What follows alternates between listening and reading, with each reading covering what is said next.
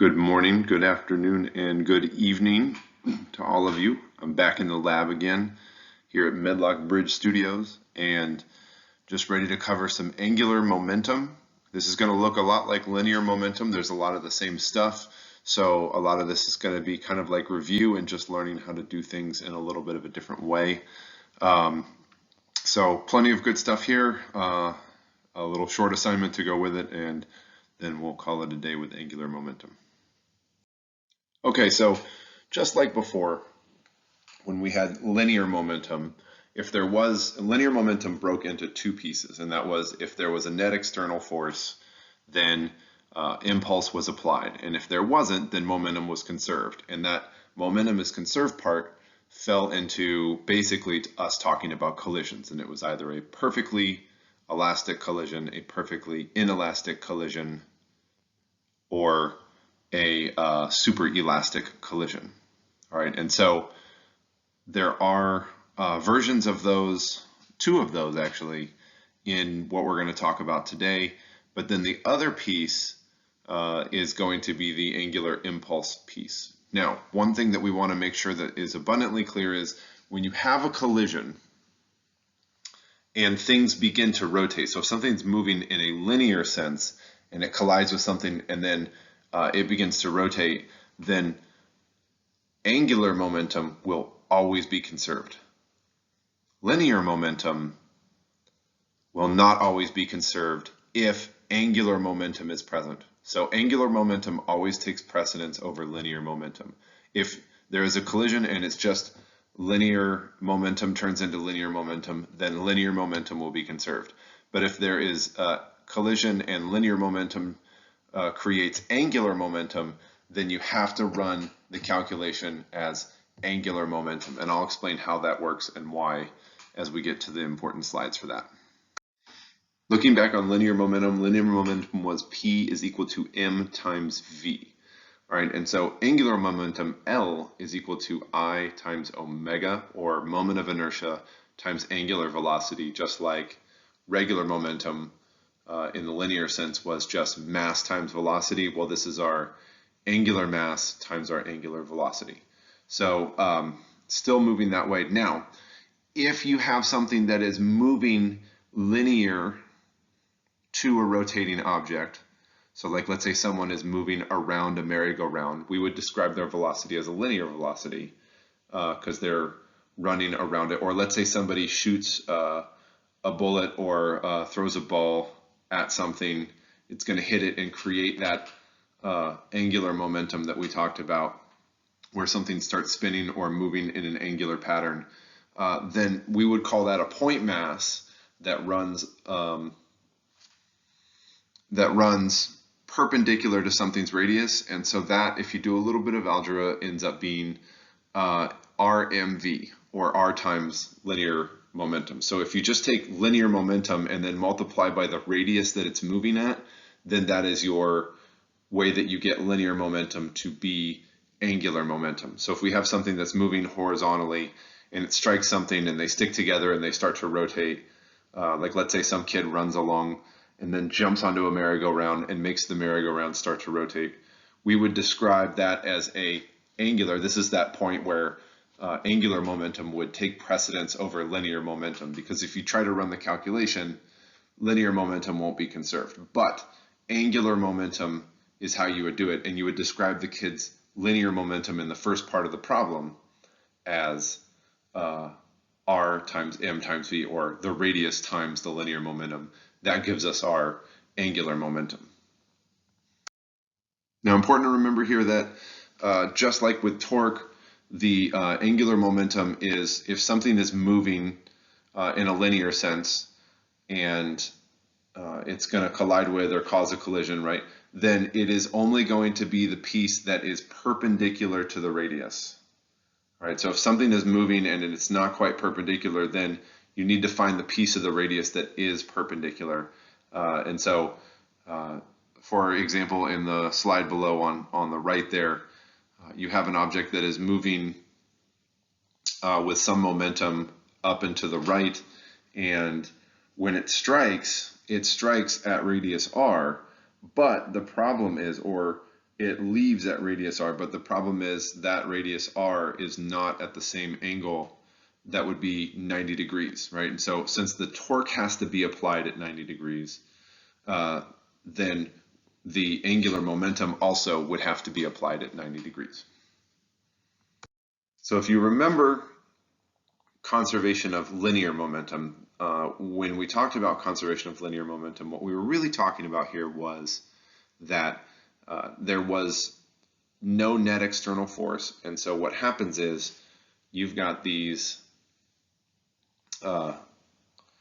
collisions that are happening, and momentum just has to be conserved, and that was all we dealt with. There was no force adding or taking away impulse.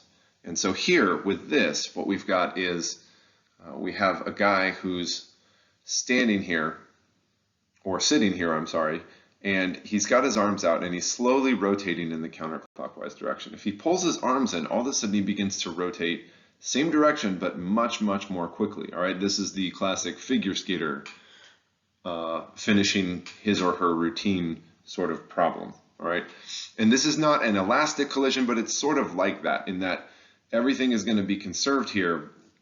Not going to talk about energy, don't need to worry about energy, but this is one of the ones. We don't have anything hitting anything else, we don't have anything adding anything, but what you're doing is you're changing the mass. Okay, and in this case we're talking about rotational mass, and rotational mass doesn't just matter about the mass, rotational mass matters because of the radius, right? And so what he's doing is he's bringing that mass closer to his body. And since he's bringing it closer to his body, he's shrinking his rotational inertia. He's shrinking his moment of inertia. And since the moment of inertia goes down, then in order to keep momentum conserved in the angular sense, then the angular velocity has to go up. So if you remember in the linear sense, if you added mass to an object with momentum, then velocity would shrink in order to accommodate the added mass. Okay, and the same idea happens here, but we're doing it, now we can do it in reverse. We can take mass away, and we can shrink the moment of inertia, or the rotating mass, and then all of a sudden, in order to conserve momentum, then angular velocity has to go up, because L is equal to I times omega. So if we shrink I, then omega has to go up. If we grow I, then omega has to go down. All right, so this is the first of 3 different ways that we can talk about conserving angular momentum, and that is that we're increasing or decreasing the amount of moment of inertia. And in that case, then angular velocity is inversely proportional. If I goes up, angular velocity goes down. If I goes down, then angular velocity has to go up. All right, so here's sort of an example of that. This is our, like I said, classic figure skater problem. If someone's in a slow spin, and then all of a sudden she brings her legs and her arms in, her moment of inertia has decreased. So by bringing the mass that is her arms and her hands and her leg there in closer to her body, she's creating much more mass closer to the center. She's lowering, because moment of inertia is always based off of mr squared in some sense. So now she's much more like a cylinder, so it's 1/2 mr squared, or much closer to that, right? So her moment of inertia shrinks down, which means that her angular velocity has to go up in order for her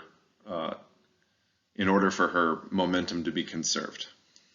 And again, this is rotational momentum, right? And so if you have linear and rotational stuff happening at the same time, rotational will always be conserved. If both are occurring, rotational will always be conserved. All right, now the next way that we want to talk about conserving angular momentum is the inelastic collision, right? And so this is kind of like the 2 carts hit each other and then move off. One is moving, one is not, and then they collide, and then they move off together in the same direction. This is the same kind of thing, all right? So this is an inelastic collision, and that's where one object is dropped on top of another one that is rotating. Now, in this case, we have one disk that is rotating with some initial velocity, and the other disk that's about to be dropped onto it is not. For all of you Zoomers, this is a record player, right? And so the idea here is that once it drops on, you have increased the moment of inertia, and so then all of a sudden, if you've increased the moment of inertia, then you are now going to have to decrease the angular velocity. All right, so then the turntable plus the record would be spinning much more slowly now, and you can see that by the size of the arrows. And so you would treat this much the same as you would a linear inelastic collision, where it's angular momentum of the second object is 0, the angular momentum of the turntable is some initial amount, right? And now they share it both, and you combine the masses, or you can, in this case, you combine the i's. And once you combine the i's, then you solve for omega final. So it would be 1/2 mr squared from this disk plus 1/2 mr squared from this disk, and they would split the momentum that was just present here from 1/2 mr squared times omega naught. All right, here's another way that you can think about it, and that is, let's say you have like a merry-go-round, and it is rotating in the counterclockwise direction as shown, and then you take like, let's say a small child, and you just drop the kid on. So the kid isn't spinning at all, the kid isn't even moving, you're just going to drop that kid on there. Now, you don't drop the kid out at the full radius r, you drop the kid somewhere, let's say half the radius, right?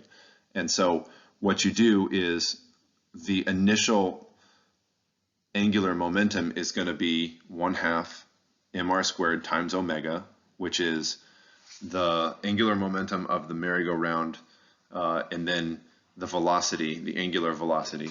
And then the final is going to be the moment of inertia of the kid plus the moment of inertia of the merry-go-round, all in parentheses, and then times omega final, right? And then you can solve for it.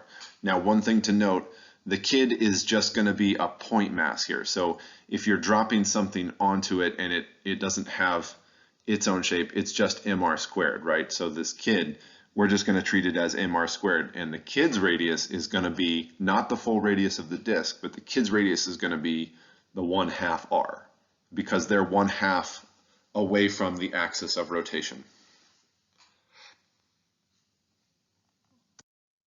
Another common problem that we see all the time is, like, let's say a hockey puck is moving towards a stick that is fixed at one end, and that hockey puck with mass m is moving at v0 towards the stick to the left, right? And as you look at that, right, that hockey puck is moving linearly, but then when it collides and sticks to the stick, we notice that it's all going to begin moving in a rotational sense.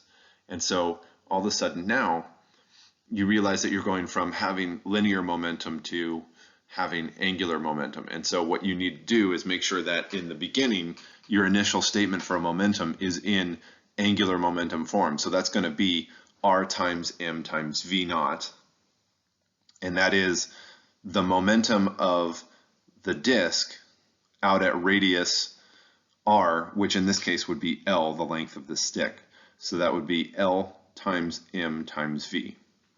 All right, now when it collides and then moves away and begins to rotate, then all of a sudden you have an inelastic collision. You realize that, oh, these two objects step together, and the momentum of the disk is now shared between both the disk and the stick.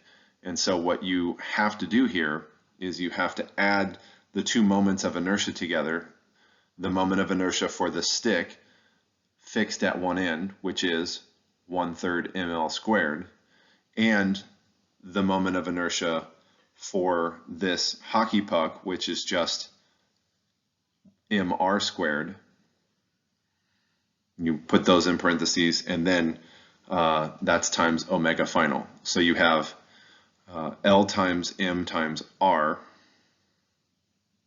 or I'm sorry, L times m times v, and that's our initial momentum that's present in the system. And then since we haven't an outside source here of torque or anything else, there's no outside forces, then we know that momentum is going to be conserved. So that's going to be equal to the moment of inertia of the stick plus the moment of inertia of the disk, which is just mr squared, and times omega final. Now, some of you might be saying, well, how come I said it's mvr in the beginning and it's not something times mr squared, which is how I'm treating it at the end. If you take the moment of inertia mr squared times the angular velocity, which is just v divided by r. So you have mr squared times v divided by r. You see that one of those r's cancels out, and what you get left is r times m times v. All right, so when we say rmv for things that are moving linear to something else, that is calling it a point mass already. It's already assuming that that is going to be a point mass moving at some distance r away. So when we say r times m times v, it is point mass times angular velocity. The last one that we want to talk about in terms of conserving angular momentum is the superelastic collision style of angular problem. So in this case, we have somebody who's standing on a disk that is free to rotate. And if that person begins to walk in the clockwise direction, then they're creating momentum in the clockwise direction. And so likewise, in order to conserve momentum, because before they started to walk, the total momentum of the system was 0. The disk wasn't spinning and they weren't moving linearly around the disk, so we couldn't use MVR for them. Okay, but if they start to move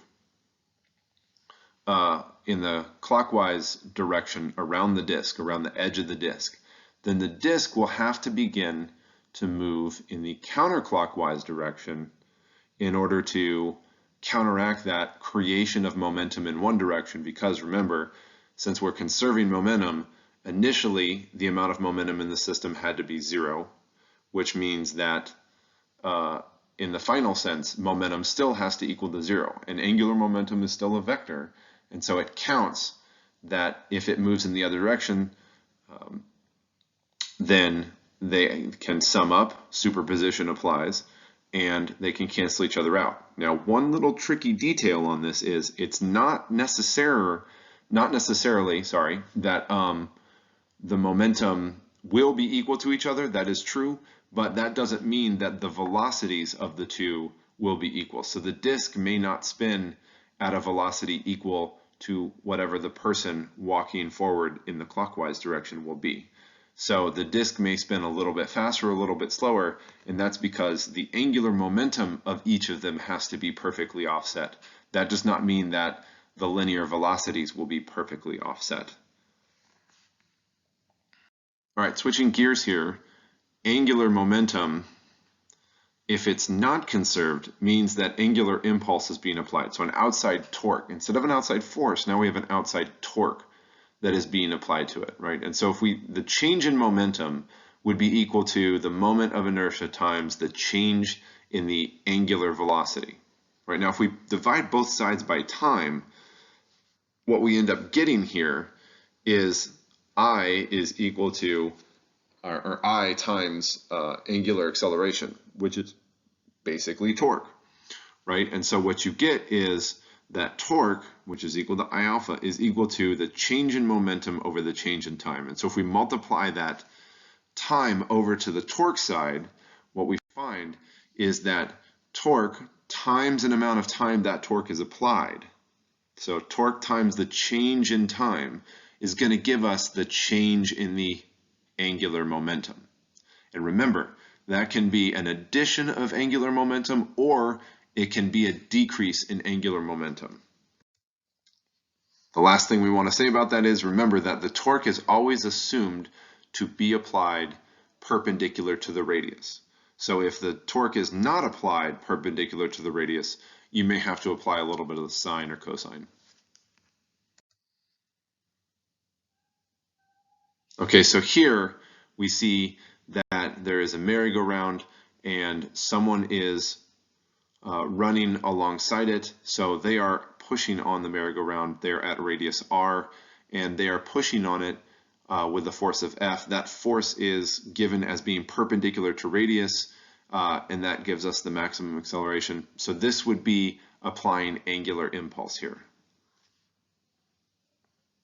In order to solve this problem, you would have, let's say that initially the merry-go-round wasn't moving, nor was the person, so then that would be an initial angular momentum of 0, right? But if they apply a force of, let's say, 50 newtons for 10 seconds out at a radius of 2, that would be 50 newtons at a radius of 2. So that would be 100 Newton meters of torque, and they applied that for 10 seconds. So that'd be 1,000. That'd be a change of 1,000 in terms of your angular momentum change.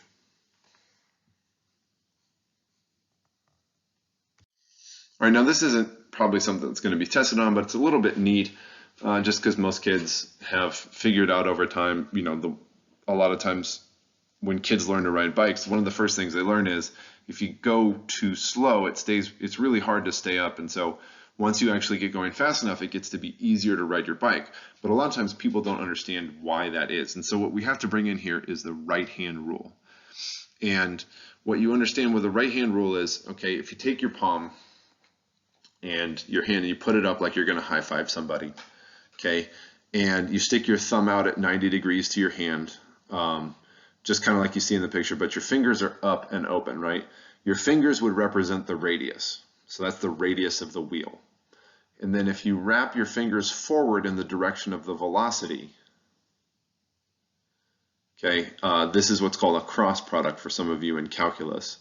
Okay, what you're getting there is, that is the rotational direction. Now your thumb is sticking out to the left if you're using your right hand. If you're not using your right hand, then it's not the right-hand rule. That's a different story. All right, so if your thumb is sticking out to the left, that means you have angular momentum that is sticking out to the left. And that's why people always say, like, oh, well, if you get going on your bike, your momentum will keep you up. And a lot of times people say that without actually realizing why that is, because angular momentum is a third vector that is created when the radius is perpendicular to the angular velocity.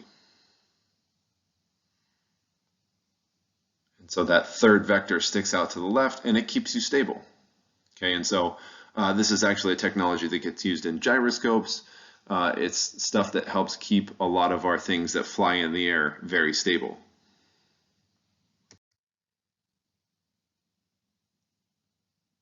Just remember, it's the right-hand rule, not the left-hand rule.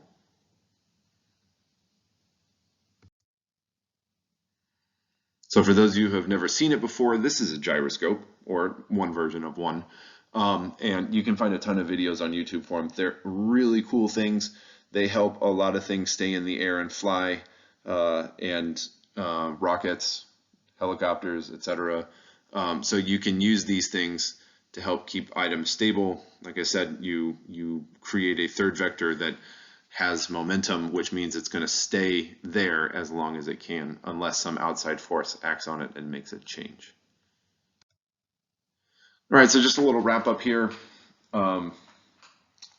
Just remember that angular momentum is I times omega, and anything that is moving tangential or linearly to something else is I times omega as well, and that I is just going to be a point mass, so mr squared times omega, which is v over r, which is how you get r mv. And that has to be perpendicular to the radius, so sometimes we just say times sine of theta. And then remember that either you're conserving it, which means you're going to have an inelastic collision, or you're going to be changing the moment of inertia, or you're going to have a super elastic collision, and you have to maintain a momentum of 0 from before to after, or there is an angular impulse applied in which torque times time gives you the change in the momentum. All right, that is it. That wraps up our penultimate lecture. So our next lecture will be on rolling motion, which is how objects both linearly move and rotate at the same time. So I hope you guys have a great day, and I will talk to you soon. Bye-bye.